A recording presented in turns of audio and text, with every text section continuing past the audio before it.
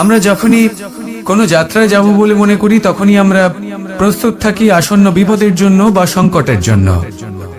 যেমন যদি আমাদের মনে হয় যে আজকের পরিবেশ খুব ঠান্ডা হবে, তাহলে আমরা গরম বস্ত্র ধারণ করি বা সেটাকে সাথে নিয়ে যাই। যদি মনে হয় যে বৃষ্টি হতে পারে বা বৃষ্টি হয়ে চলেছে আমরা দেখছি, তাহলে আমরা একটা ছাতা সাথে নিয়ে নিই। আমরা প্রস্তুত থাকতে চাই এবং এটাই উচিত, এবং সেই কারণেই আমরা যাত্রায় সাফল্য লাভ করি। কিন্তু যদি আমরা কথা বলি জীবনযাত্রা নিয়ে, যা কিনা সব থেকে বেশি গুরুত্বপূর্ণ, তাহলে তার জন্য আমরা পূর্ণরূপে প্রস্তুত থাকি না। আশেপাশের মানুষ, এই সমাজ, আমাদের সাথী, আমাদের মিত্ররা যে কোনো মুহূর্তে বদলে যেতে পারেন। সেই জন্য আমরা নিজেদেরকে কখনো সাবধান করি না, কখনোই নিজেদের প্রস্তুত করি না। আমাদের এটা কখনোই মনে হয় না যে এরকম হতে পারে, আর সেই কারণেই শেষে গিয়ে আমরা অত্যন্ত দুঃখ পাই। একটা অমূল্য শিক্ষা আছে যেটা আমাদের লাভ করা উচিত, সতর্ক থাকা উচিত। এই জীবনযাত্রার জন্য শুধুমাত্র এই পরিবেশের বিষয়ে তথ্য সংগ্রহ করা বা তাকে অনুমান করা, এটুকু হলেই চলবে না। আমাদের আশেপাশের মানুষজনকে দেখতে হবে, তাদের স্বভাব পরিস্থিতির ওপর নজর রাখতে হবে। যখন তারা রং পাল্টাচ্ছেন নজর রাখতে হবে, তা অত্যন্ত আবশ্যক। পরিবর্তন আপনার জীবনে অবশ্যম্ভাবী, সঠিকভাবে তার সম্মুখীন হন। আসুন আমার সাথে ভালোবেসে বলুন, রাধা রাধা।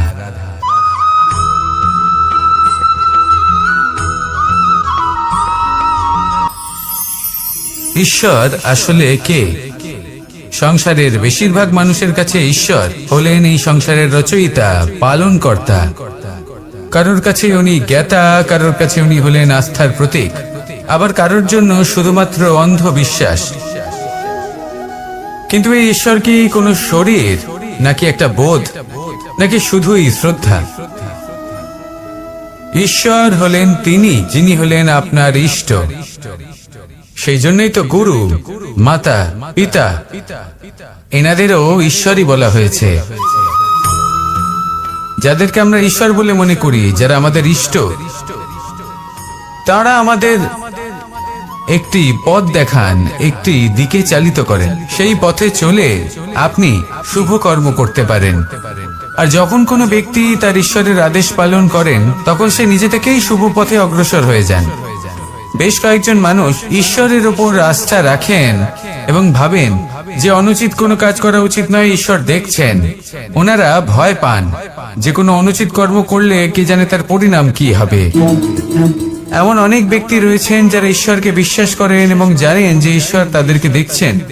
তাই যে যে শুভ কর্ম ওনারা করেছেন তার ফল তারা অবশ্যই পাবেন। এবার আপনি ভয় পেয়ে ঈশ্বরকে বিশ্বাস করবেন, নাকি বিশ্বাসের দ্বারা ঈশ্বরকে বিশ্বাস করবেন, সেই সিদ্ধান্ত আপনারই। কিন্তু হ্যাঁ, যদি আপনার মনে ঈশ্বরের জন্য কোনো স্থান থাকে, যদি আপনার কোনো ইষ্ট থাকেন, যদি আপনি কাউকে ঈশ্বর মনে করেন, যার প্রত্যেক আদেশ আপনি পালন করে থাকেন, তাহলে বলি ঈশ্বর কখনো আপনাকে অনুচিত পথে চালিত করবেন না। আসুন আমার সাথে ভালোবেসে বলুন, রাধা রাধা।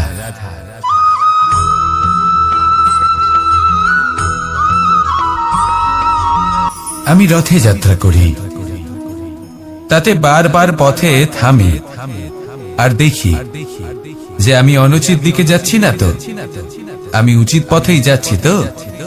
কারণটা কি? কারণ হলো যাতে আমি পথভ্রষ্ট না হয়ে যাই। জীবনযাত্রাতেও এটাই প্রয়োজন। জীবনযাত্রায় ভোগ বিলাসের পথে হারিয়ে যাওয়া খুব সহজ। বারবার থেমে আপনাকে দেখতে হবে, নিজেকে কিছু প্রশ্ন করতে হবে। আমি কি আজ সেই কর্মই করছি যেটা আমি করতে চেয়েছিলাম? আমি কি আজ সেই জীবন যাপন করছি যেমন আমি যাপন করতে চেয়েছিলাম? যদি এই প্রশ্নগুলোর উত্তর হ্যাঁ হয়, তাহলে এগোতে থাকুন, নয়তো থেমে যান এবং বিচরণ করুন। মনে রাখবেন, এই সংসার অত্যন্ত জটিল, আর এতে হারিয়ে যাওয়া অত্যন্ত সরল। সেই জন্য নিজে থেকে বারবার থামা এবং জীবন চিন্তন করা অত্যন্ত আবশ্যক। তাহলে সেটাই করুন, আর আমার সাথে ভালোবেসে বলুন, রাধা রাধা।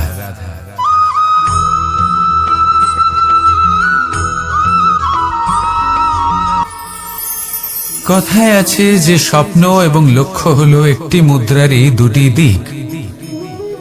যতক্ষণ না স্বপ্ন দেখছেন ততক্ষণ বুঝবেন কি করে আপনার লক্ষ্য কি। স্বপ্ন দেখে যদি নিজের লক্ষ্য বুঝতে পারেন, সেটা পেতে চান, তবেই সেটা লাভ করতে পারবেন। কিন্তু স্বপ্ন এবং লক্ষ্য এই দুইয়ের মধ্যে একটা ভারসাম্য রয়েছে, যেটা বজায় রাখা প্রয়োজনীয়। একে আমরা বলে থাকি পরিশ্রম। দেখুন, যদি আপনি স্বপ্ন দেখতে চান তাহলে পরিশ্রম ত্যাগ করে নিদ্রা লাভ প্রয়োজন। কিন্তু যদি আপনি লক্ষ্য লাভ করতে চান তাহলে আপনাকে নিদ্রা ত্যাগ করে পরিশ্রম করতে হবে। তাই আলস্য ত্যাগ করুন এবং সিদ্ধান্ত নিন যে আপনি কি চান। আপনার জীবনের এই তুলাদণ্ডে স্বপ্নের পাল্লা ভারী হওয়া প্রয়োজন নাকি লক্ষ্যের? আমার মতে এই দুইয়ের মধ্যে যদি ভারসাম্য বজায় রাখেন তবে পথ নিজে থেকেই সামনে আসবে। শুধু সেই পথে অগ্রসর হতে থাকুন এবং আমার সাথে ভালোবেসে বলুন, রাধা রাধা।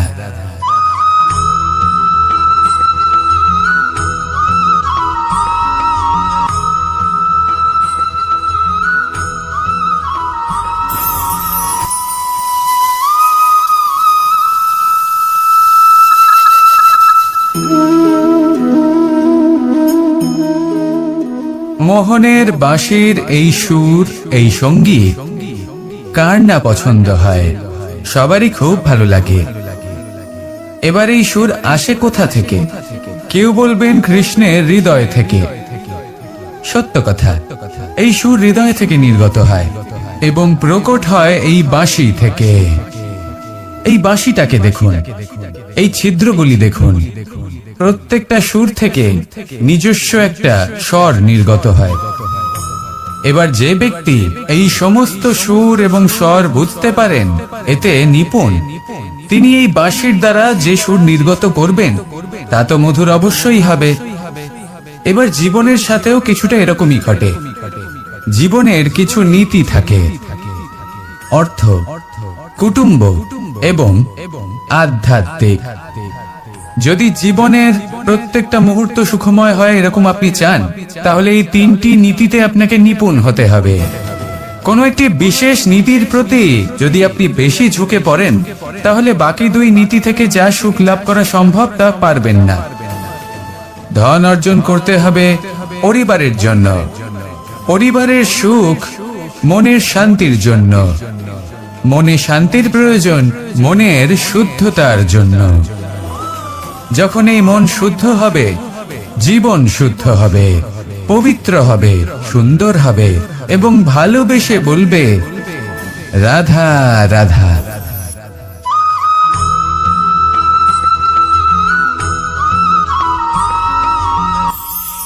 আপনারা সবাই একটা গাছের পাতাকে দেখুন। যতক্ষণ পর্যন্ত গাছের সাথে, মানে গাছের ডালের সাথে জুড়ে থাকে, সে সবুজ থাকে, বাতাসের সাথে সে নড়তে থাকে। যতক্ষণ পর্যন্ত ও সূর্য থেকে পাওয়া রশ্মির শক্তি গাছে পৌঁছে দেয় ততক্ষণ ও ডালের সাথে যুক্ত থাকে। কিন্তু যখন সেই পাতা শুকিয়ে যায় তখন তার কোনো গুরুত্ব থাকে না। সেই পাতা গাছের ডালে এবং বৃক্ষের কাছে বোঝা হয়ে থেকে যায়। এবং এমন এক সময় আসে যখন সেই ডালটি শুকনো সেই পাতাকে পরিত্যাগ করে। এটাই আমরা এই প্রকৃতিতে দেখি এবং এটাই হলো সত্য। আর এটাই আমাদের জীবনে খুব বড় একটা শিক্ষা। যদি আপনিও নিজের জীবনে নিজের আপনজনদের কাছে বোঝা স্বরূপ হয়ে দাঁড়ান, তাহলে তারা আপনাকে যতই ভালোবাসুক না কেন, ওনারা যদি নাও চান তাহলেও এমন এক দিন আসবে যখন আপনার আপনজন আপনাকে পরিত্যাগ করবে। সেই জন্য সবসময় আত্মনির্ভর হয়ে ওঠার চেষ্টা করুন। নিরন্তর পরিশ্রম করতে থাকুন, কারোর উপর বোঝা হয়ে থাকবেন না, বরং তার সাথে মিলে দায়িত্ব পালন করুন।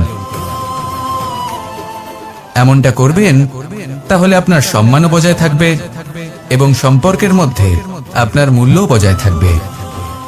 আসুন আর আমার সাথে ভালোবেসে বলুন, রাধা রাধা।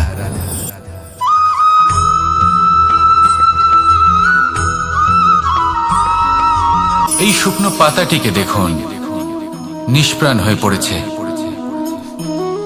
কোনো একটা সময় এই পাতাটি একটা গাছের ডালে ছিল। সেই গাছ ওর লালন পালন করত। যখন যখন বাতাস বইত, এই পাতায় কম্পন দেখা দিত, মনকে প্রফুল্ল করে তুলত। কোনো একদিন এই পাতা গাছের ডাল থেকে ঝরে পড়ে গেল।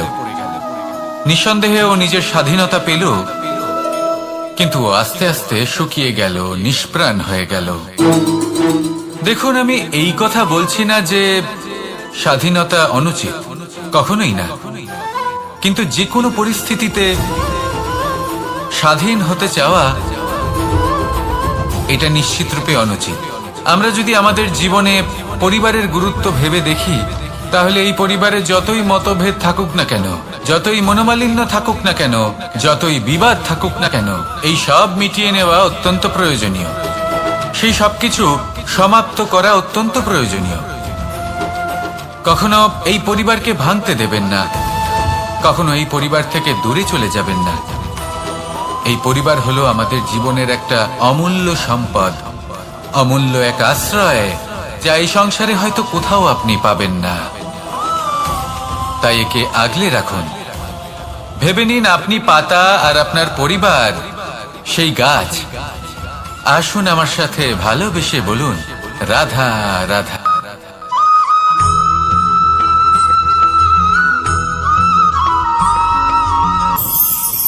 প্রেম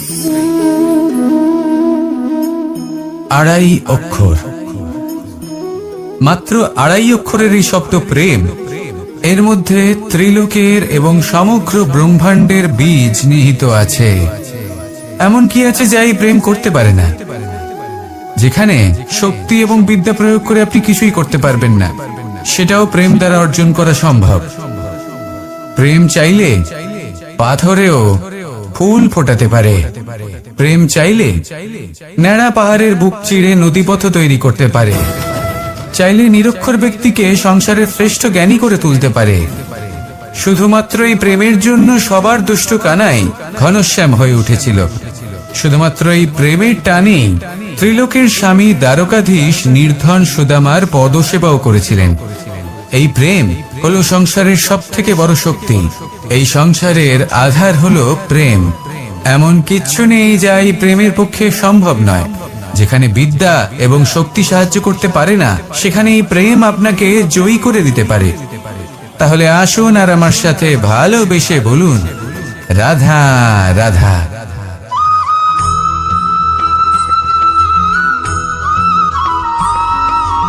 দীপাবলি আমাদের সবথেকে বড় উৎসব।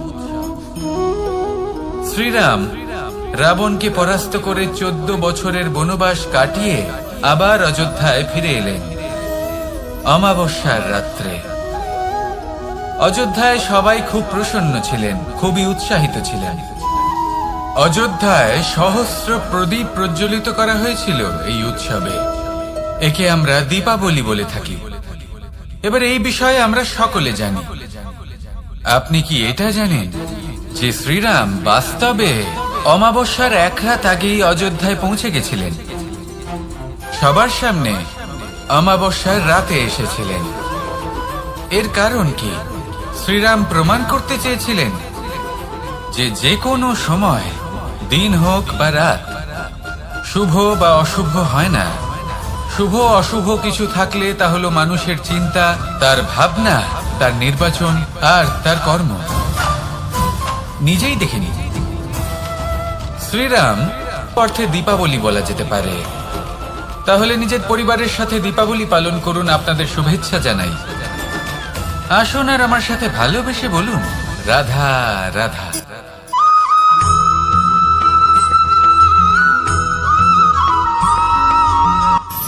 মানুষের এই জীবন, মানুষ জন্ম নেয়, একটা নির্দিষ্ট সময়ের পরে এই সংসার ত্যাগ করে চলেও যায়। এবার শুধু এটাই আবশ্যক নয় যে এই জীবনকালকে আপনি যাপন করবেন, শুধু এটাই গুরুত্বপূর্ণ নয়। আবশ্যক এবং গুরুত্বপূর্ণ হলো এটা যে এই জীবনকালে আপনি এমন কিছু করেন যাতে এই সংসারের মঙ্গল হয়, যাতে এই সংসার আপনাকে মনে রাখে, আপনার থেকে প্রেরিত হয়, আপনার মতো হতে চায়, প্রত্যেক বছর আপনার জন্মতিথির অপেক্ষা করে। এমন ভাবে আপনার জন্মদিন পালন করে যাতে সেটা মহোৎসবের আকার ধারণ করে। এবার এই জন্মদিন এমনি এমনি মহোৎসবে পরিণত হয় না। তখন হয় না যখন কোনো ব্যক্তি রাজার রূপে বা কোনো গোয়ালার রূপে জন্মগ্রহণ করে। তখন পরিণত হয় যখন একজন মানুষ জন্মগ্রহণের পরে এই সংসারকে কোনো শিক্ষা দিয়ে যান।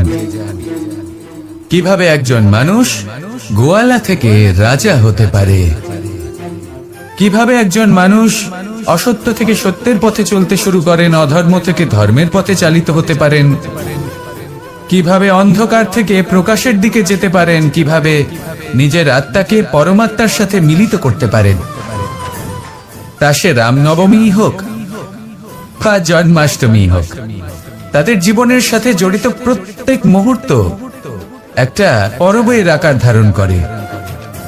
তাহলে আপনিও এইভাবে নিজের জীবন যাপন করতে থাকুন। এই সংসারে শুধু ভালোবাসা বিতরণ করুন, কিছুটা এমন ভাবে বিতরণ করুন যাতে আপনি এই সংসার থেকে চলে যাওয়ার পরেও এই সংসারে আপনি শুধুই ভালোবাসা বিতরণ করতে পারেন। যদি আপনি এরকম করেন, সংসারকে প্রেরণা দেন, তাহলে আপনার জীবনও রাধা কৃষ্ণের প্রেমের মতোই অলৌকিক এবং দৈব হয়ে উঠবে। আসুন আর আমার সাথে ভালোবেসে বলুন, রাধা রাধা।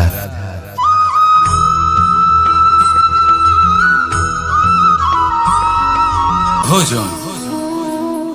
এই সংসারে যেই হোক না কেন, কোনো মানুষ হোক, কোনো প্রাণী হোক, কোনো কীট হোক বা কোনো বনস্পতি হোক, প্রত্যেকের জন্য ভোজন অতি আবশ্যক। কারণ ভোজন থেকেই শক্তি পাওয়া যায়, আর সেই শক্তি দিয়েই সংসারের, আমাদের জীবনের সমস্ত কার্য করা যায়। এবার এমন এক ধরনের শক্তি হয় যা শীতের ঋতুতে সূর্য থেকে আমরা পেয়ে থাকি, আর আরেক ধরনের উত্তাপ হয় যা দিয়ে ভোজন রান্না করা হয়, সুস্বাদু নানান ধরনের ভোজন। এবার অত্যন্ত গুরুত্বপূর্ণ হলো যে ব্যক্তি সেই ভোজন বানাচ্ছেন তার মানসিক পরিস্থিতি এবং সেই ব্যক্তি যিনি ভোজন গ্রহণ করছেন তার মানসিক অবস্থা। যখনই আপনি ভোজন বানাচ্ছেন তখন ভালোবাসার সাথে কাজটা করুন, ধন্যাত্মক ভাব নিয়ে, সৎ ভাবনার সাথে। কারণ আপনার এই মানসিক স্থিতি শক্তির আকারে সেই খাদ্যের সাথে মিলে মিশে যায়। আর যখনই আপনি ভোজন গ্রহণ করছেন তখন সদ্ভাবনার সাথে, প্রসন্নতার সাথে গ্রহণ করুন, ধন্যাত্মক ভাব নিয়ে। যদি আপনি প্রসন্নতার সাথে রান্না করেন, প্রসন্নতার সাথে খাদ্য গ্রহণ করেন, তাহলে আপনি প্রসন্নই থাকবেন, আর মন সুপ্রসন্ন হয়েই বলবে রাধা রাধা।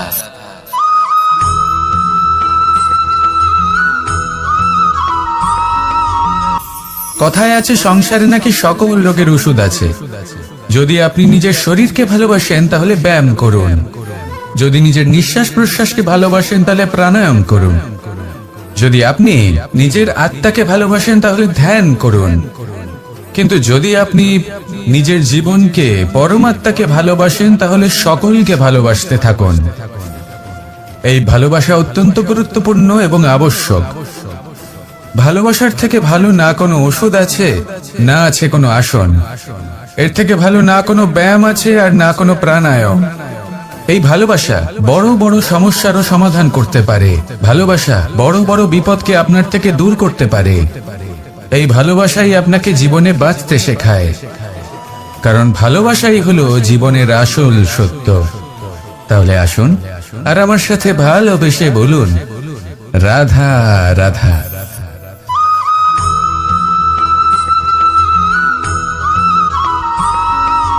আমি মনুষ্যরূপে জন্ম নিয়েছি এবং সমস্ত কর্ম এই রূপেই করেছি।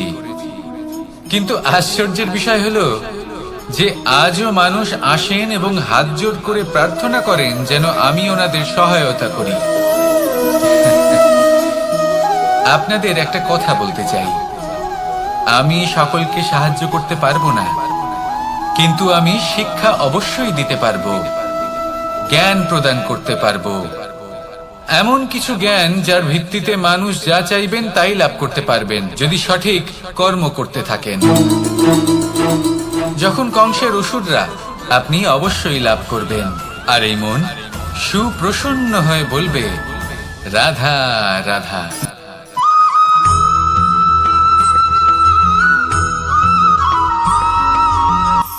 অর্থ, দ্বিতীয় পুরুষার্থ। এই অর্থ বলতে বেশিরভাগ মানুষই ধন মনে করেন, কিন্তু যদি অর্থের তাৎপর্য শুধুমাত্র ধন হয় তাহলে তা কিন্তু অত্যন্ত অনর্থকারী। তাহলে অর্থের অর্থ কি? অর্থ সেটাই যা আমাদের জীবনের জন্য প্রয়োজনীয়, যা আমাদের সুখ দান করে, শান্তি প্রদান করে, কারণ সেটাই সবথেকে মূল্যবান। মাতা পিতা, বন্ধু, আত্মীয় স্বজন, গুণ, পুণ্য, জ্ঞান, এই সব কিছু মিলে অর্থ তৈরি হয়। আর সঠিকভাবে বলতে গেলে এটাই কিন্তু জীবনের আসল অর্থ। তাহলে আসুন আমার সাথে ভালোবেসে বলুন রাধা রাধা।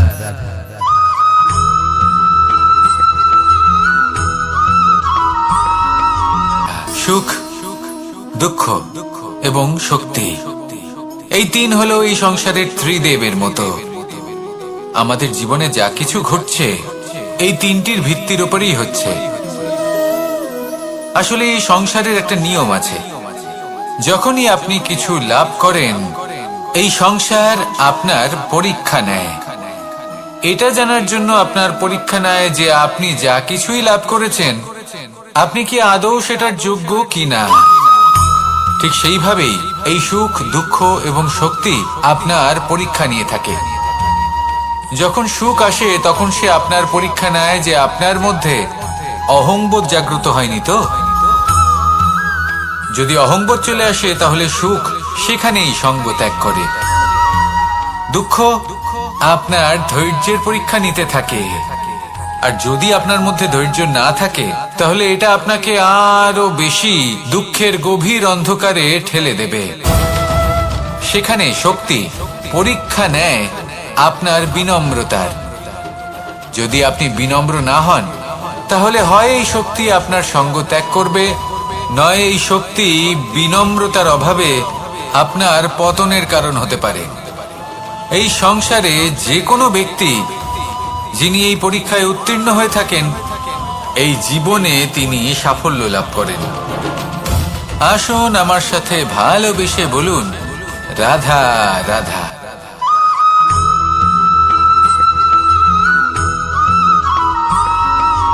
দিশা আমাদের পথ প্রদর্শন করে, আর আমরা এই দিশার মধ্যেও পবিত্র অপবিত্র, শুভ অশুভ জিনিস খুঁজে পাই। কিন্তু প্রশ্ন হলো এটাই যে সত্যি কি এই দিশা পবিত্র বা অপবিত্র হয়, শুভ বা অশুভ হয়? সত্যি কথা বলতে দিশা শুধুই একটা দিক মাত্র, কিন্তু সেই দিকে যে ব্যক্তি থাকেন তার কর্ম হয় শুভ হয় নয় অশুভ হয়। যেমন ধরুন সূর্য, সূর্য যাকে ছাড়া আমাদের জীবন চলতে পারে না, উনি উদিত হন পূর্ব দিক থেকে, এবং এই কারণে সূর্য মহান নন বা পবিত্র নন যে উনি পূর্ব দিক থেকে উদিত হন। উনি এই কারণে মহান কারণ উনি আমাদের সকলকে প্রকাশ প্রদান করেন, এবং পূর্ব দিক এই কারণে মহান কারণ সেদিক থেকে সূর্যোদয় হয়। এবার সূর্যাস্ত হয়ে থাকে পশ্চিম দিক থেকে, আর তাই বেশিরভাগ মানুষ পশ্চিমকে অশুভ মনে করেন, অপবিত্র মনে করেন। সেখানেই যদি আমি উত্তর এবং দক্ষিণের কথা বলি তাহলেও সেই একই ব্যাপার। উত্তর দিকে যদি আমরা কখনো যাত্রা করতে চাই তাহলে আমরা নিঃসংকোচে কোনো ভাবনা চিন্তা ছাড়াই যাত্রা করতে পারি।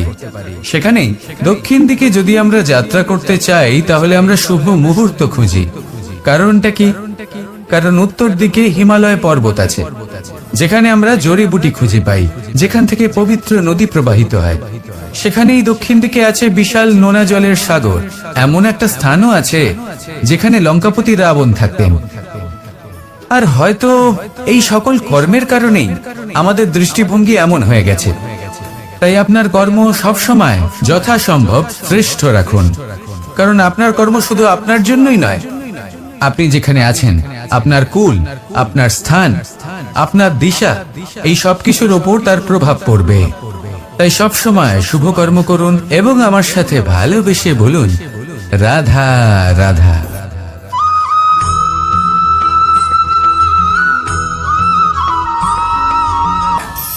একবার একটা শেয়াল বনে বিচরণ করছিল। ও একটা ছোট্ট শাবক দেখতে পেল। ও ভাবলো, আজ একেই আমি খাবার হিসেবে গ্রহণ করব। আশেপাশে দেখলো কেউ দেখছে না, তো কেউ ছিল না, আর সেই শাবকের ওপর আক্রমণ করলো, যা হলো একটা ঘোর অপরাধ। বনের নিয়ম অনুসারে আপনি কখনোই শাবকের উপর আক্রমণ করতে পারেন না। তারপর এই খবরটা যখন রাজা সিংহ জানতে পারলেন, সভার আয়োজন করলেন। কিন্তু সেখানে শেয়াল বলল, আমি তো এরকম কিছু করিনি। কিন্তু যদি আপনি এরকম বলেন, কোনো প্রমাণ দিন, এর কোনো সাক্ষী আছে? তখন রাজা সিংহ পেঁচাকে ডেকে পাঠালেন, যে সেই মুহূর্তে বৃক্ষের শাখার ওপর বসেছিল। সে সব কিছু দেখেছিল। পেঁচা সব সত্যি কথা বলল, আর শেয়ালকে মৃত্যুদণ্ড দেয়া হলো। এবার এই কাহিনী আমি আপনাকে কেন শোনালাম? কারণ মানুষও কখনো কখনো এরকম কর্ম করেন যা শিয়াল করেছে। এটা ভাবেন কেউ দেখছে না, যখন আমি অনুচিত কর্ম করতেই পারি। কিন্তু না, আপনি যাই করুন না কেন, কেউ না কেউ অবশ্যই তা দেখছে। কোনো ব্যক্তি না হলেও কোনো প্রাণী, না হলে কোনো যক্ষ বা দেব বা প্রেত। যদি এনারা কেউ না দেখেন, তাহলে ধরিত্রী মাতা দেখেন, যেখানে দাঁড়িয়ে আপনি সেই কর্ম করছেন, তাই না? তাই একটা কথা সবসময় মনে রাখবেন, কে দেখছেন কে দেখছেন না সেই বিষয়ে ভাবা ছেড়ে দিন। এটা খুব সহজ কথা। আপনি যদি উচিত কর্ম করেন, উচিত ফল পাবেন। যদি অনুচিত কর্ম করেন, তাহলে আপনি অনুচিত ফল অবশ্যই পাবেন। সেই জন্য উচিত পথে চলতে থাকুন, উচিত কর্ম করতে থাকুন, আর আমার সাথে ভালোবেসে বলুন, রাধা রাধা।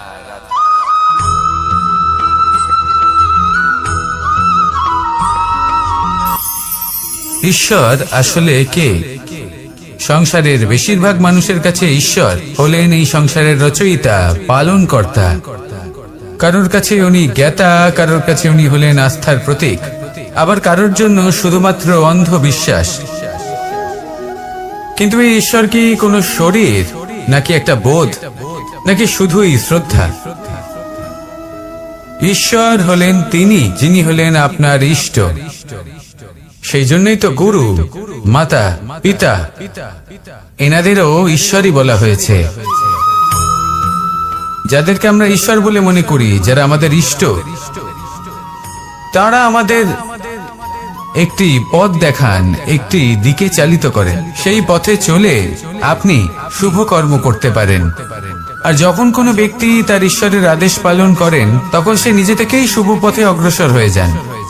বেশ কয়েকজন মানুষ ঈশ্বরের উপর আস্থা রাখেন এবং ভাবেন যে অনুচিত কোনো কাজ করা উচিত নয়, ঈশ্বর দেখছেন। ওনারা ভয় পান যে কোনো অনুচিত কর্ম করলে কে জানে তার পরিণাম কি হবে।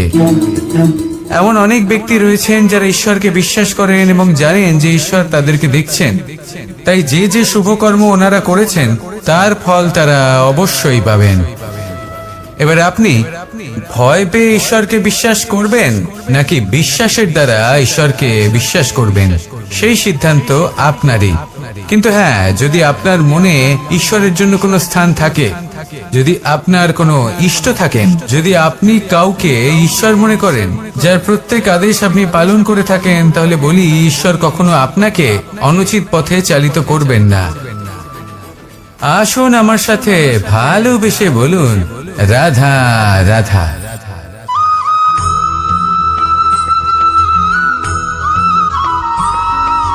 মানুষ যখন এই সংসারে প্রবেশ করে, অর্থাৎ জন্মগ্রহণ করে, তখন নিশ্চিন্তে থাকে, আনন্দে থাকে। কিন্তু যেই মাত্র তার মধ্যে বোধশক্তি আসে, তখন সে চিন্তা করতে শুরু করে। চিন্তা ভবিষ্যতের, সেই সমস্ত বিষয় নিয়ে চিন্তা করে যা ওর হাতে নেই। তারপর বড় হয়, বিবাহ সম্পন্ন হয়, গৃহস্থ জীবন যাপন করে, তারপর আবার চিন্তায় মগ্ন হয়ে যায়। ভাবে, এই যে আমার পরিবার, আমি কি ঠিকমতো তার খেয়াল রাখতে পারছি? কাল যখন আমি এই সংসার থেকে চলে যাব, তখন আমার এই পরিবারের দেখাশোনা কে করবে? শেষ পর্যন্ত এই পরিবার তো আমারই উত্তরদায়িত্ব। যাক, আপনাকে একটা প্রশ্ন করি। এই সংসারে আসার পূর্বে আপনি কি এই প্রশ্ন করেছিলেন, এটা ভেবেছিলেন যে আমাকে ছাড়া এই সংসার কিভাবে চলবে? করেননি, তাই তো? তাই আপনার এটা নিয়ে দুশ্চিন্তা করার প্রয়োজন নেই যে আপনি যখন এই সংসার ত্যাগ করে চলে যাবেন তখন কি হবে। আপনি যখন ছিলেন না, তখনও এই সংসার চলছিল। আপনি যখন এই সংসার ত্যাগ করবেন, তখনও এই সংসার চলতে থাকবে। যদি কোনো বিষয়ের প্রভাব থাকে তা হলো আপনার আজকের তথা বর্তমানের কর্ম, অর্থাৎ আজ আপনি কি করছেন, কার জন্য মঙ্গল করছেন, কাকে প্রেরণা দিচ্ছেন, কাকে সাহায্য করছেন, কোন উদাহরণ প্রস্তুত করছেন। আপনি এই সংসারে যে ছবি অঙ্কন করবেন, সংসার সেটাই মনে রাখবে। তাহলে শুধু সৎকর্ম করুন, মঙ্গল করতে থাকুন, আর আমার সাথে ভালোবেসে বলুন রাধা রাধা।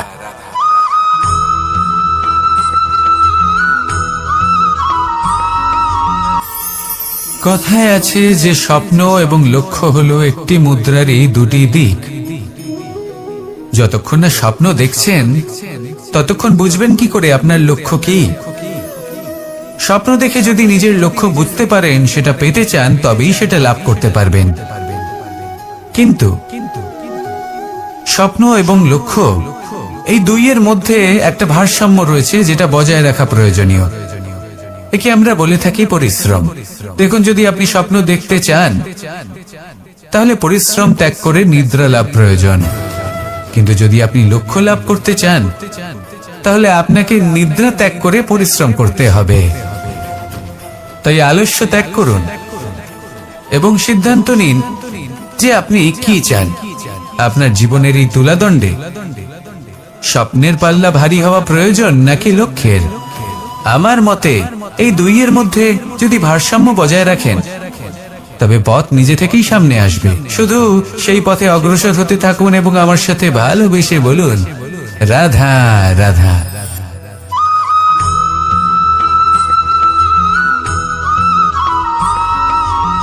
সংসারে আমাদের জীবনে যখন কোনো সুখ বা দুঃখ আসে, তার জন্য আমরা কাউকে না কাউকে অবশ্যই দায়ী করে থাকি, তাই না? এই ব্যক্তি আমাদের সাথে এরকম কাজ করেছেন, তাই আমার সাথে এমন হলো। ওই ব্যক্তি যদি এমনটা না করতেন তাহলে আজ আমি ওই স্থানে পৌঁছতে পারতাম। সবই আপনার দৃষ্টিভঙ্গির উপর নির্ভরশীল। আর যদি আপনার দৃষ্টিভঙ্গি এমন হয় তাহলে তা অনুচিত। সত্যি কথা বলতে এই সংসারে ভিন্ন ভিন্ন ধরনের মানুষ আছে। এটা আপনার উপর নির্ভর করছে কিভাবে তাদের স্বাগত জানাবেন। একবার ভাবুন, আমি আমার দুটো হাত সামনে নিয়ে এলাম, দুটো মুঠো খুলে দিলাম। দুই প্রকারের মানুষ আসবেন, কিছু না কিছু দিয়ে যাবেন। এই মুঠো যদি আমি বন্ধ করে দিই তাহলে না কেউ আমাকে কিছু দিতে পারবে, না আমার কিছু যাবে আসবে। নিশ্চয়ই বুঝতে পারছেন এই দুই ধরনের ব্যক্তি কারা এবং তারা কি দিয়ে যান। আমি যদি নিজের মুঠো খুলে দিই তাহলে কিছু ভালো মানুষ আসবেন, আমাকে আনন্দ, সন্তুষ্টি, জ্ঞান প্রদান করে যাবেন, ভালো অভিজ্ঞতা দিয়ে যাবেন। কোনো খারাপ ব্যক্তি যদি আসেন তাহলে তিনিও খারাপ অভিজ্ঞতা দেবেন, যার থেকে আমি শিক্ষা লাভ করব। এই সব কিছু আমি লাভ করতে পারি। মুঠো যদি বন্ধ করে রাখি তাহলে আমি কিছুই পাবো না। দেখুন, এই সংসারে প্রত্যেকের জীবনে এরকম। প্রত্যেকের জীবনে সবকিছুই আছে, ভালো খারাপ দুই মানুষই আছে। ভালো অভিজ্ঞতা আছে, খারাপ অভিজ্ঞতা আছে। নির্ভর করছে আপনার উপর যে আপনি কি করবেন, এনাদের স্বাগত কিভাবে জানাবেন, কার থেকে কি বুঝবেন, কি শিখতে পারবেন, আর কোন দৃষ্টিভঙ্গি নিয়ে অগ্রসর হবেন। এটাই নির্ধারণ করবে যে আপনার জীবন কেমন হবে। আসুন আমার সাথে ভালোবেসে বলুন রাধা রাধা।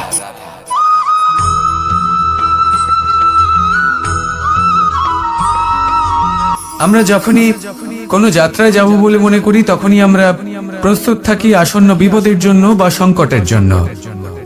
যেমন যদি আমাদের মনে হয় যে আজকের পরিবেশ খুব ঠান্ডা হবে তাহলে আমরা গরম বস্ত্র ধারণ করি বা সেটাকে সাথে নিয়ে যাই। যদি মনে হয় যে বৃষ্টি হতে পারে বা বৃষ্টি হয়ে চলেছে আমরা দেখছি, তাহলে আমরা একটা ছাতা সাথে নিয়ে নিই। আমরা প্রস্তুত থাকতে চাই এবং এটাই উচিত, এবং সেই কারণেই আমরা যাত্রায় সাফল্য লাভ করি। কিন্তু যদি আমরা কথা বলি জীবনযাত্রা নিয়ে, যা কিনা সব থেকে বেশি গুরুত্বপূর্ণ, তাহলে তার জন্য আমরা পূর্ণরূপে প্রস্তুত থাকি না। আশেপাশের মানুষ, এই সমাজ, আমাদের সাথী, আমাদের মিত্ররা যে কোনো মুহূর্তে বদলে যেতে পারেন। সেই জন্য আমরা নিজেদেরকে কখনো সাবধান করি না, কখনোই নিজেদের প্রস্তুত করি না। আমাদের এটা কখনোই মনে হয় না যে এরকম হতে পারে, আর সেই কারণেই শেষে গিয়ে আমরা অত্যন্ত দুঃখ পাই। একটা অমূল্য শিক্ষা আছে যেটা আমাদের লাভ করা উচিত। সতর্ক থাকা উচিত। এই জীবনযাত্রার জন্য শুধুমাত্র এই পরিবেশের বিষয়ে তথ্য সংগ্রহ করা বা তাকে অনুমান করা এটুকু হলেই চলবে না। আমাদের আশেপাশের মানুষজনকে দেখতে হবে, তাদের স্বভাব পরিস্থিতির ওপর নজর রাখতে হবে। যখন তারা রং পাল্টাচ্ছেন নজর রাখতে হবে, তা অত্যন্ত আবশ্যক। পরিবর্তন আপনার জীবনে অবশ্যম্ভাবী, সঠিকভাবে তার সম্মুখীন হন। আসুন আমার সাথে ভালোবেসে বলুন, রাধা রাধা।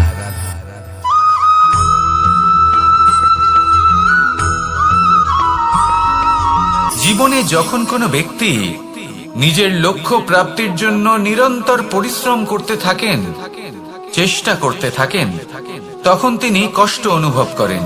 কখনো শারীরিক কষ্ট, কখনো মানসিক কষ্ট। এবার উনি এটা ভাবতে থাকেন যে আমি কি উচিত করছি নাকি অনুচিত করছি।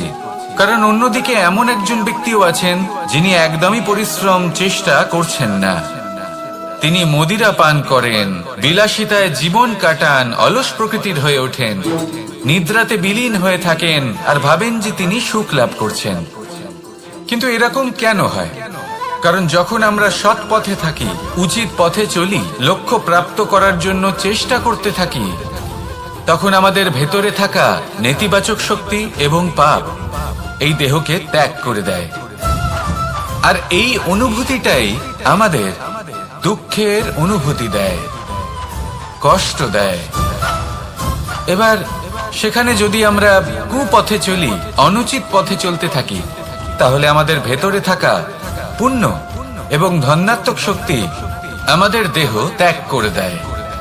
আর এই অনুভূতির কারণেই আমরা সুখ অনুভব করি। কিন্তু কখনো ভাববেন যে এই সুখ বেশি সময় পর্যন্ত থাকে না। সেই জন্য সবসময় মনে রাখবেন, যদি আপনি জানেন যে এটাই আপনার লক্ষ্য, এটাই উচিত পথ, শুভ পথ, তাতে নিরন্তরভাবে এগিয়ে যেতে চেষ্টা করতে থাকুন। এই কষ্ট আপনাকে সুখের পরাকাষ্ঠায় কখন পৌঁছে দেবে তা আপনি জানতেই পারবেন না। আসুন আমার সাথে ভালোবেসে বলুন, রাধা রাধা।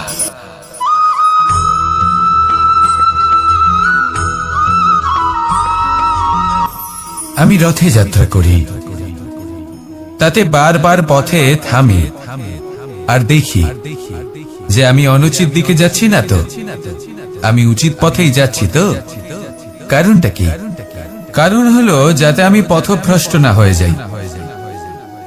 জীবনযাত্রাতেও এটাই প্রয়োজন। জীবনযাত্রায় ভোগ বিলাসের পথে হারিয়ে যাওয়া খুব সহজ। বারবার থেমে আপনাকে দেখতে হবে, নিজেকে কিছু প্রশ্ন করতে হবে। আমি কি আজ সেই কর্মই করছি যেটা আমি করতে চেয়েছিলাম?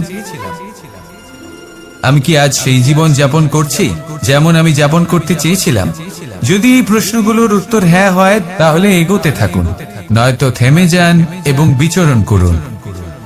মনে রাখবেন, এই সংসার অত্যন্ত জটিল আর এতে হারিয়ে যাওয়া অত্যন্ত সরল। সেই জন্য নিজে থেকে বারবার থামা এবং জীবন চিন্তন করা অত্যন্ত আবশ্যক। তাহলে সেটাই করুন আর আমার সাথে ভালোবেসে বলুন, রাধা রাধা।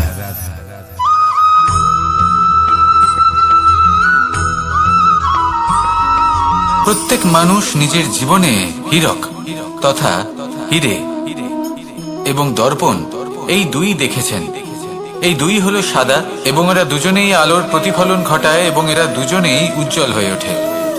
আপনি হয়তো মনে মনে ভাবছেন যে এটা কি ধরনের তুলনা করছি।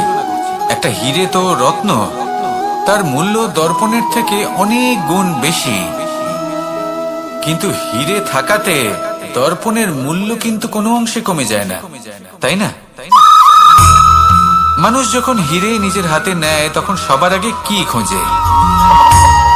দর্পণ, যাতে তার মধ্যে দিয়ে দেখে সে বুঝতে পারে যে সেই হিরে আদৌ তার শোভাবর্ধন করছে কিনা, তাকে ভালো দেখাচ্ছে কিনা, প্রসাধনের জন্য সেটা ব্যবহার করা ঠিক হবে কিনা। অর্থাৎ হীরের উপস্থিতিতে দর্পণের গুরুত্ব কম হলো না। দর্পণের কারণে হীরের মূল্য বোঝা গেল। আমাদের জীবনেও ঠিক এরকমই ঘটে। আপনারা যদি এই সংসারে নিজের আশেপাশে দেখেন, এমন অনেক মানুষ দেখতে পাবেন যারা নিজেদের ক্ষেত্রে মহান স্থানে পৌঁছেছেন, নিপুণ এবং শ্রেষ্ঠ হয়েছেন। আর তাদের মধ্যে আপনার নিজের মনে হয় যেন আপনি হলেন দর্পণ। নিজেকে ছোট মনে করবেন না। আপনার মূল্য কম হচ্ছে না, আপনার নিজস্ব মূল্য আছে। আর যদি আপনার অস্তিত্ব না থাকে, তাহলে ওনাদের অস্তিত্বের মূল্য সংসার বুঝতেই পারবে না। জীবনে সবসময় চেষ্টা করবেন যাতে আপনি আরো বেশি শ্রেষ্ঠ হয়ে উঠতে পারেন। আপনি নিজে যে স্থানে আছেন সেটাকে ছোট মনে করবেন না, তারও নিজস্ব একটা মূল্য আছে। যদি আপনি হিরে হয়ে থাকেন তাহলে অহংকার করবেন না, যদি আপনি দর্পণ হয়ে থাকেন তাহলে নিজেকে ছোট মনে করবেন না। আসুন আর আমার সাথে ভালোবেসে বলুন, রাধা রাধা।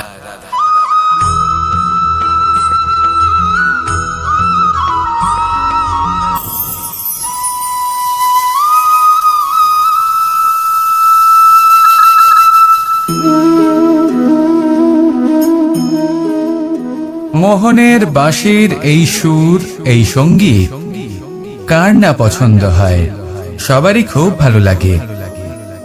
এবার এই সুর আসে কোথা থেকে? কেউ বলবেন কৃষ্ণের হৃদয় থেকে। সত্য কথা, এই সুর হৃদয় থেকে নির্গত হয় এবং প্রকট হয় এই বাঁশি থেকে। এই বাঁশিটাকে দেখুন, এই ছিদ্রগুলি দেখুন, প্রত্যেকটা সুর থেকে নিজস্ব একটা স্বর নির্গত হয়।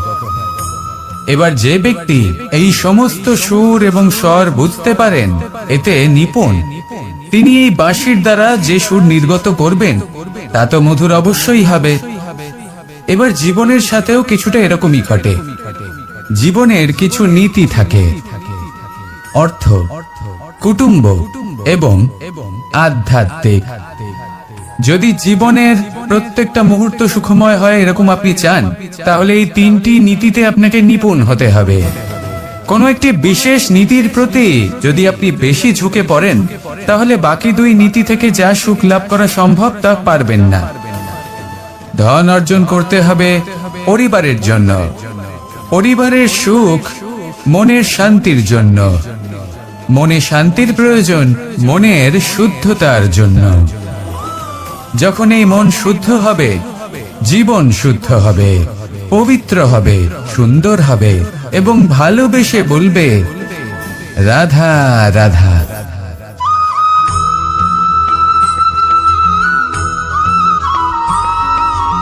মানুষ জন্মগ্রহণ করে, তার সাথে ভয়েরও জন্ম হয়। ছোটবেলা থেকেই আমাদের মনে কোনো না কোনো প্রকারের ভয় থেকেই যায়। কেউ এই বিষয়ে ভয় পায় যে তার কোনো বস্তু তার থেকে দূরে চলে যাবে। কেউ এই বিষয়ে ভয় পায় যে আমি নিজেকে হারিয়ে ফেলব। কেউ এই ভেবে ভয় পায় যে আমার প্রিয়জনেরা তারা যেন আমার থেকে দূরে না চলে যায়। কেউ এই ভেবে ভয় পায় যে আমরা যেন পথ না হারিয়ে ফেলি, আদি ইত্যাদি। কিন্তু সত্যি কথা বলতে, ভেবে দেখুন এই ভয় বাস্তবে কি? শুধুই একটা মনস্থিতি, আর কিছুই নয়। যা কিছু আপনি জীবনে পেয়েছেন তা একদিন আপনাকে হারাতে হবে। এই জীবন হলো আপনারই, কিন্তু তাও একদিন সমাপ্ত হবে। তাই ভয় পেয়ে কি লাভ? এই ভয় শুধু আপনাকে জীবন যাপন করা থেকে বাধা দিচ্ছে, আর কিচ্ছু নয়। পথ হারিয়ে ফেললেই বুঝতে পারবেন যে নতুন পথ কিভাবে বানাতে হয়। কিছু মানুষকে জীবন থেকে হারালে তবেই আপনি বুঝবেন যে আপনার আপনজনকে। এই ভয়ের কারণে ভীত হয়ে থাকবেন না। এই তারা নক্ষত্র অন্ধকারের অভাবে গুরুত্ব হারায়। শিবকেও মহাদেব হওয়ার জন্য বিষ পান করতে হয়েছিল। প্রত্যেক পরিস্থিতি, প্রত্যেক সাফল্য আপনার পরীক্ষা নেবে, তাতে উত্তীর্ণ হওয়া হলো আপনার কর্ম। যখনই আপনি ভয় পাবেন বা সংকটের সম্মুখীন হবেন, তখন সাহসের সাথে তার সম্মুখীন হন। মনে রাখবেন, যে সম্মুখীন হতে জানে সাফল্য তার সাথে সবসময় থাকে। আসুন আর আমার সাথে ভালোবেসে বলুন, রাধা রাধা।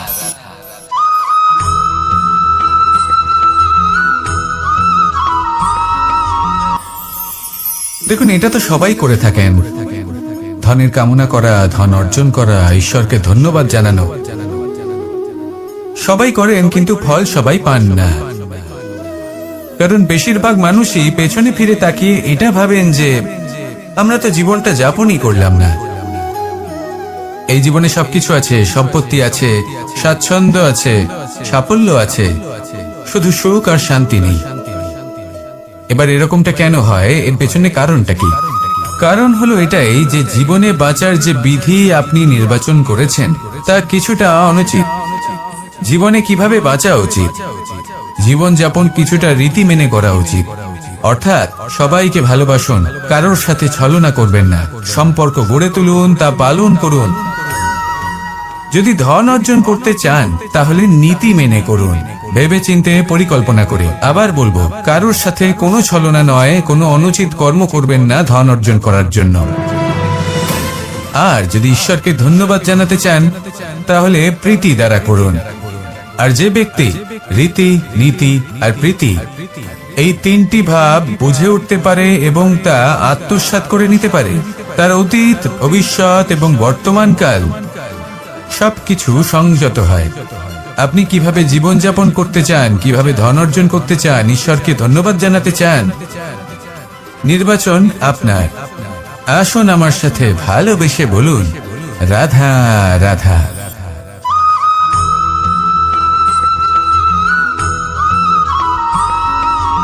এই সংসারে সবথেকে বেশি কোমল বস্তু হলো রেশম। এই রেশম এতটাই কোমল হয় যে এর পুরো একটা থান শুধুমাত্র একটা হাতে ধরা সম্ভব। কখনো ভেবে দেখেছেন এই রেশম কিভাবে হয়? একটি কীট তার লালার দ্বারা উৎপন্ন হয়। এই কীট সেই রেশমকে পাক দিতে থাকে, পাক দিতেই থাকে আর আস্তে আস্তে তার মধ্যেই জড়িয়ে পড়ে। শেষে ওর এই সুন্দর অমূল্য সৃষ্টি রেশমের এই সুতো তার নির্মাণ কার্য পূর্ণ হয়, কিন্তু তাতেই ও নিজে বন্দী হয়ে যায়। নিজেরই মায়াজালের এই বন্দী গৃহে নিজেই ফেঁসে যায়। এবার এই সুতোকে ব্যবহারযোগ্য করে তোলার জন্য এই কীটগুলিকে এই কবচের সাথেই ফুটন্ত জলে ফেলে দেওয়া হয়। এই সংসারে যদি আমাদের স্বপ্ন এই সংসারের দুঃখ হরণ করার জন্য, এই সংসারে সুখ বিতরণ করার জন্য হয়, তবেই আমাদের প্রগতি সম্ভব। যদি আমাদের এই স্বপ্ন শুধুই আমাদের এবং আমাদের স্বার্থ সিদ্ধির জন্য হয়, তাহলে এই স্বপ্ন আমাদের অন্ধ করে দেবে, আমাদের অন্ধকারের পথে নিয়ে যাবে, আর আমরাও সেই কীটের মতো হয়ে যাব।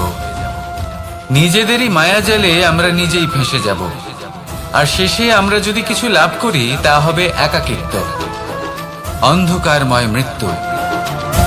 তাই স্বপ্ন অবশ্যই দেখুন, কিন্তু এমন ভাবে স্বপ্ন দেখবেন না যে তার এই বন্দিগৃহে আপনি নিজেই ফেঁসে গেলেন। স্বপ্ন দেখুন পরোপকারের, পরমার্থের, সবাইকে উদ্ধারের, অন্ধকারের নয়। তবেই কল্যাণ হবে, আর তবেই এই হৃদয় প্রসন্ন হয়ে বলবে, রাধা রাধা।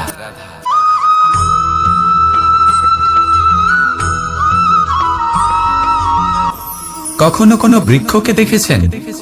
এই ধরিত্রী থেকে ততটুকুই জল নেয় যতটুকু তার প্রয়োজন। কোনো প্রাণীকে দেখুন, এই প্রকৃতি থেকে ততটুকুই খাবার গ্রহণ করবে যতটুকু তার খিদে রয়েছে। খিদে মিটে গেলে আর খাবে না। এবার মনুষ্যকে দেখুন, সে নিজের জীবনে যা কিছু পেয়েছে, বস্তু, ধন, খাবার, শক্তি, প্রয়োজনের থেকে অনেক বেশি লাভ করার চেষ্টা করে থাকে। প্রয়োজনের থেকে বেশি যদি পেয়েও যায় তাহলেও তার কম মনে হয়। এবার এরকম ঠিক কেন হয়? এর পেছনের কারণ কি? কারণ হলো লোভ।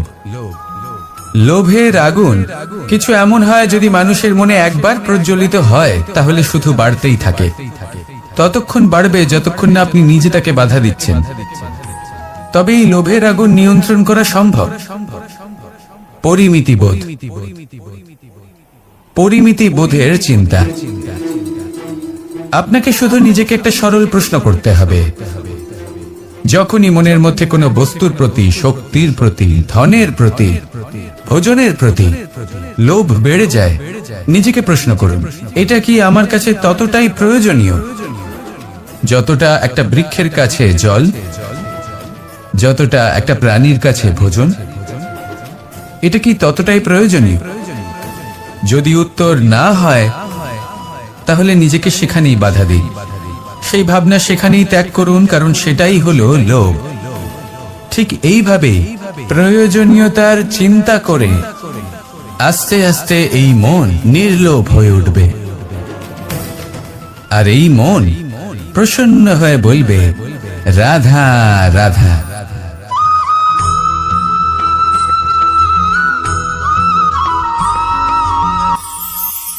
মানুষ যখনই কোনো কাজ করেন তখন ওনার মনে একটা প্রশ্ন অবশ্যই আসে যে এই কাজের পরে লোকে নিন্দা করবে নাকি প্রশংসা করবে।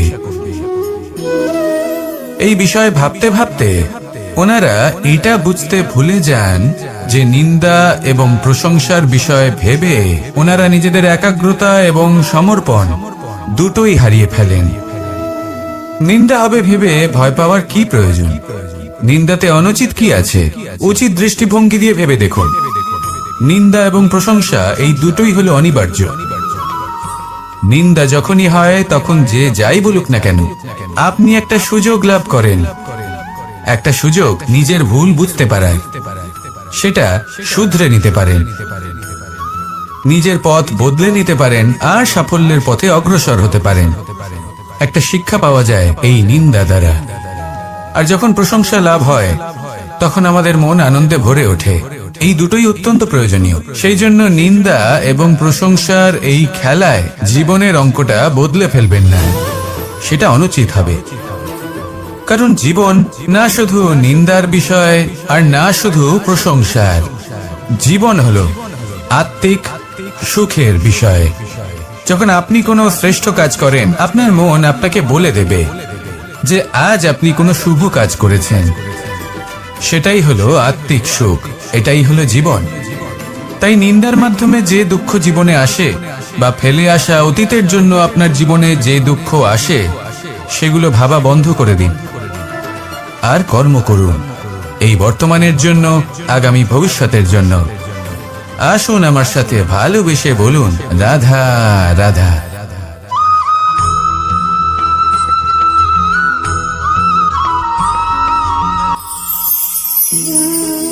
এ হলো গোলাপ ফুল।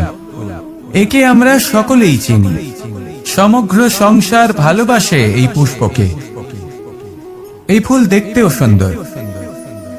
সবথেকে বেশি গুরুত্বপূর্ণ কথা হলো এর সুগন্ধ, যা দূর দূরান্ত থেকে ব্যক্তিদেরকে আকৃষ্ট করে। এই সুন্দর পুষ্প একটু মন দিয়ে দেখলেই দেখা যায় এর নিচে কাঁটা রয়েছে। এই সংসার বলে, এ প্রকৃতির কেমন রচনা, এত কোমল পুষ্প, এটা কি তীক্ষ্ণ কাঁটা সহ প্রস্ফুটিত হয়? এটাই হলো জীবনের সত্য। আমাদের অন্তরের সদ্গুণ, সেগুলিও এই ফুলের মতোই সুন্দর। সংসার এর সৌন্দর্য দেখতে পায়, এর সুগন্ধ চতুর্দিকে ছড়িয়ে পড়ে। কিন্তু এই সদ্গুণ জাগ্রত করে তোলার জন্য কঠোর পরিশ্রম করতে হয়, প্রতিনিয়ত চেষ্টা করে যেতে হয়। তাই জন্য যদি আপনি জানেন আপনার পথ উচিত কিন্তু তা কাঁটায় পরিপূর্ণ, তাহলে থামবেন না, চলতে থাকুন। একবার যদি অন্তরের সদ্গুণ জাগ্রত হয়, তাহলে এই সংসার এই সৌন্দর্য দেখবে আর সুগন্ধে আকর্ষিত হয়ে আপনার কাছে আসবে। এই মন, এই জীবন প্রসন্ন হয়ে বলবে, রাধা রাধা।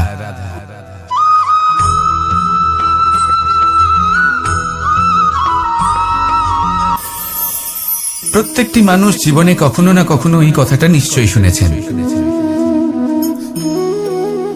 যে ভাগ্যের থেকে বেশি আর সময়ের পূর্বে কিছুই পাওয়া যায় না।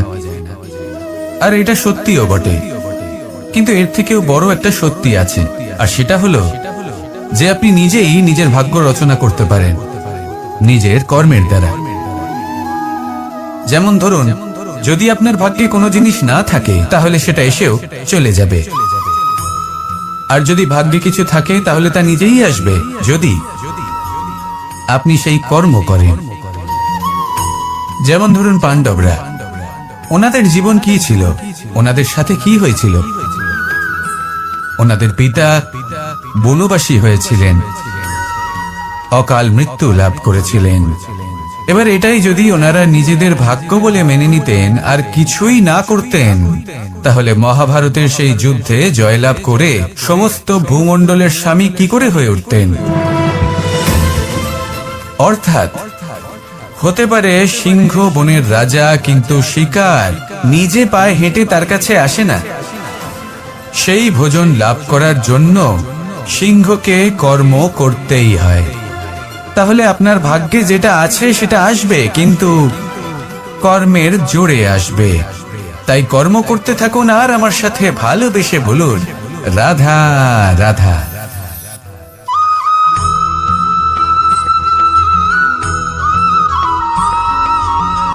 জীবন হলো আত্মিক সুখের বিষয়। যখন আপনি কোনো শ্রেষ্ঠ কাজ করেন, আপনার মন আপনাকে বলে দেবে যে আজ আপনি কোনো শুভ কাজ করেছেন। সেটাই হলো আত্মিক সুখ, এটাই হলো জীবন।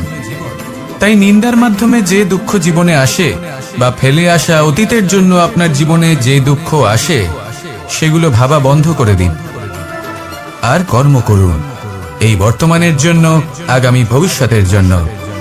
আজ আপনাকে আমি একটা কাহিনী শোনাবো। রাধার সখী ললিতা একদিন প্রসাধন করছিল। ও দর্পণে নিজেকে দেখল, আর তখন ওর প্রসাধন ওর ভালো লাগলো না। ও বারংবার নিজের প্রসাধন বদলাতে থাকলো আর দর্পণের দিকে তাকালো। কখনো ফুল বদলালো, কখনো বস্ত্র বদলালো, কখনো আভূষণ বদলালো, কিন্তু কিছুতেই নিজের প্রসাধন ওর ভালো লাগলো না। ওর মনে হতে লাগলো যেন ওর রূপ ওকে ত্যাগ করেছে। ও এই কথা রাধাকে বলল। রাধা ওই দর্পণের দিকে তাকালো, একটা বস্ত্র নিল আর সেই দর্পণকে স্বচ্ছ করে তুলল। তারপর ললিতা ওই দর্পণের দিকে তাকালো আর ও নিজের উদ্ভাসিত রূপ দেখতে পেল, নিজের সৌন্দর্য দেখতে পেল। তাৎপর্য মালিন্য দর্পণে ছিল, তার রূপে নয়। ঠিক সেইভাবেই এই দর্পণের মতোই হলো আমাদের মন। যদি এতে মালিন্য থাকে, তাহলে এই সংসারের সবকিছুই মলিন বলে মনে হবে। আপনি যদি এই সংসারের সৌন্দর্য দেখতে চান, এই সংসারের শুভ কি সেটা জানতে চান, তাহলে নিজের মনকে স্বচ্ছ করে তুলুন। আসুন আমার সাথে ভালোবেসে বলুন, রাধা রাধা।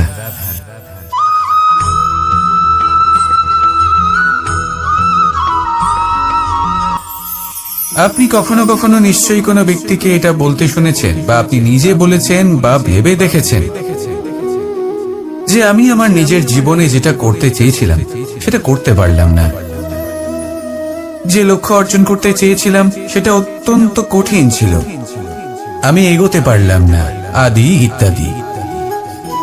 আমরা সবাই কখনো না কখনো ভাবি যে লক্ষ্য আমরা নির্ধারণ করেছি সেটা আমাদের পক্ষে অত্যন্ত কঠিন, প্রায় অসম্ভব।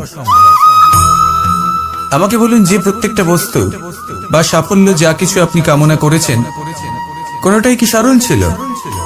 নির্বাচনের সময় সেটা সরল ছিল না, সেই জন্যই আপনি সেই লক্ষ্যটা নির্বাচন করেছেন।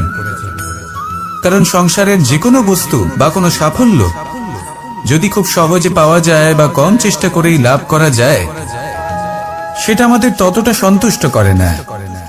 সেই জন্য আমরা জেনে বুঝেই কঠিন লক্ষ্য নির্বাচন করি, কারণ সেই লক্ষ্য আমাদের প্রতিস্পর্ধা এবং সংঘর্ষের সম্মুখীন করে, যা সম্মুখীন হয় অগ্রসর হওয়ার পরে আমরা আরো বেশি শ্রেষ্ঠ হয়ে উঠি।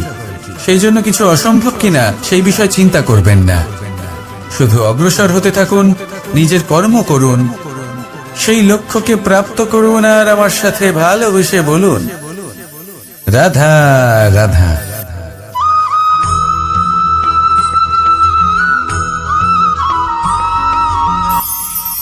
ঈশ্বর আসলে কে? সংসারের বেশিরভাগ মানুষের কাছে ঈশ্বর হলেন এই সংসারের রচয়িতা, পালনকর্তা। কারোর কাছে উনি জ্ঞাতা, কারোর কাছে উনি হলেন আস্থার প্রতীক, আবার কারোর জন্য শুধুমাত্র অন্ধ বিশ্বাস। কিন্তু এই ঈশ্বর কি কোনো শরীর, নাকি একটা বোধ, নাকি শুধুই শ্রদ্ধা? ঈশ্বর হলেন তিনি যিনি হলেন আপনার ইষ্ট। সেই জন্যই তো গুরু, মাতা, পিতা এনাদেরও ঈশ্বরই বলা হয়েছে।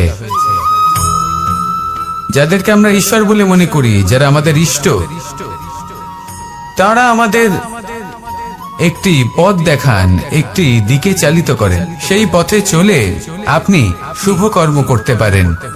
আর যখন কোনো ব্যক্তি তার ঈশ্বরের আদেশ পালন করেন, তখন সে নিজে থেকেই শুভ পথে অগ্রসর হয়ে যান। বেশ কয়েকজন মানুষ ঈশ্বরের উপর আস্থা রাখেন এবং ভাবেন যে অনুচিত কোনো কাজ করা উচিত নয়, ঈশ্বর দেখছেন। ওনারা ভয় পান যে কোনো অনুচিত কর্ম করলে কে জানে তার পরিণাম কি হবে। এমন অনেক ব্যক্তি রয়েছেন যারা ঈশ্বরকে বিশ্বাস করেন এবং জানেন যে ঈশ্বর তাদেরকে দেখছেন। তাই যে যে শুভ কর্ম ওনারা করেছেন তার ফল তারা অবশ্যই পাবেন। এবার আপনি ভয় পেয়ে ঈশ্বরকে বিশ্বাস করবেন নাকি বিশ্বাসের দ্বারা ঈশ্বরকে বিশ্বাস করবেন, সেই সিদ্ধান্ত আপনারই। কিন্তু হ্যাঁ, যদি আপনার মনে ঈশ্বরের জন্য কোনো স্থান থাকে, যদি আপনার কোনো ইষ্ট থাকেন, যদি আপনি কাউকে ঈশ্বর মনে করেন, যার প্রত্যেক আদেশ আপনি পালন করে থাকেন, তাহলে বলি ঈশ্বর কখনো আপনাকে অনুচিত পথে চালিত করবেন না। আসুন আমার সাথে ভালোবেসে বলুন, রাধা রাধা।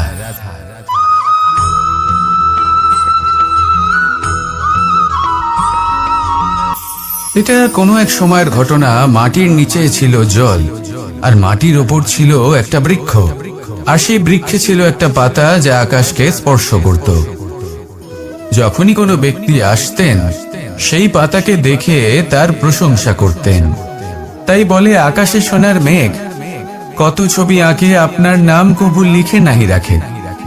অর্থাৎ প্রতিনিধি ওই বৃক্ষের পাতাকেই মনে করা হতো, সব প্রশংসা ওই পাতাকেই করা হতো। যেখানে চোখের আড়ালে থাকা সেই জল মাটির নিচে থেকে নিঃস্বার্থভাবে নিজের কাজ করে যেত, সেই বৃক্ষকে শক্তি প্রদান করত। কয়েকদিন পরে সেই পাতার অহংকার হতে শুরু করলো। সে ভাবতে শুরু করলো যে আমি হলাম এই জলের অস্তিত্ব, আমি আছি, সেই কারণেই এই জলের কথা স্মরণ করা হয়। আর কিছুদিন পরে সেই বৃক্ষ সেই জল শোষণ করা বন্ধ করে দিল, এবং সর্বপ্রথম মৃত্যু হলো সেই পাতার। সেই পাতা যা আকাশকে স্পর্শ করছিল তা ঝরে মাটিতে পড়ে গেল। আর প্রত্যেক ব্যক্তি তার ওপর দিয়ে হেঁটে চলে যেত, তাকে দেখে আর কেউ প্রশংসা করত না। সেই জন্য জীবনে কখনো অহংকার করবেন না, বিশেষ করে তাদের কখনো অহংকার প্রদর্শন করবেন না যাদের কারণে আপনি সাফল্য লাভ করেছেন, যারা আপনার জীবনের আধার।